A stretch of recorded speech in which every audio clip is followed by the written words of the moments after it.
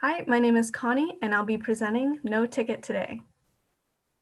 This project was actually born out of some bad experiences I personally had with parking enforcement. So I thought to myself, what if I create an object detection model that would be able to detect if there's a parking enforcement vehicle in an image?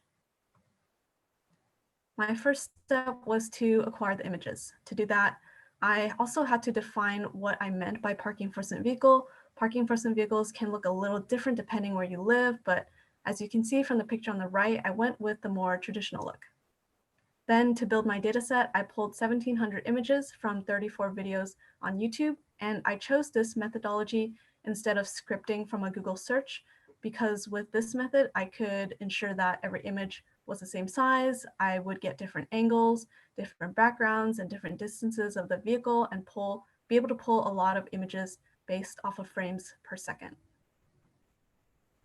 Here are some of the examples of the images I extracted.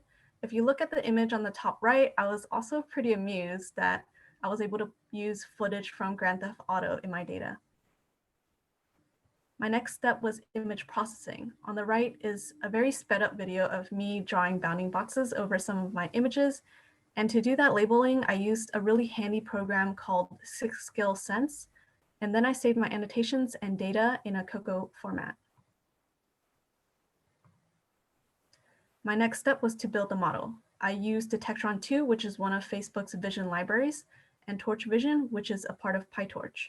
In hand with that, I used ModelZoo's COCO Detection Faster RCNN model, which features a selective search with ranked region proposals. So it basically works by suggesting a ranked and limited number of bounding box proposals based on things like color, intensity, texture, and regions that it sees in an image. And from this model, I got an average precision score of 0.82.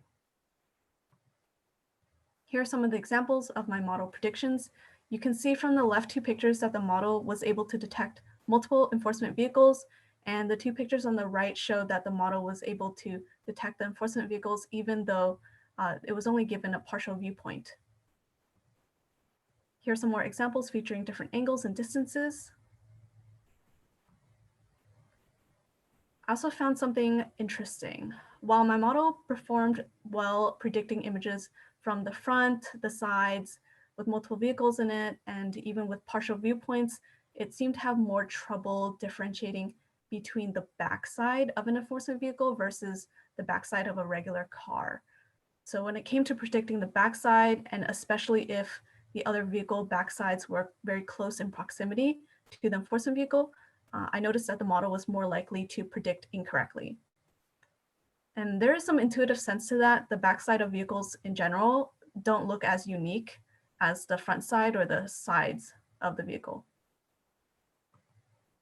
So moving forward, I'm confident that I can improve my model by adding more images to my data set that specifically include the backside of enforcement vehicles and non-enforcement vehicles, and then adjusting the threshold level to a higher confidence value, training more classes such as officers and cars, and applying the model to a video input so the bounding boxes are moving along with the object.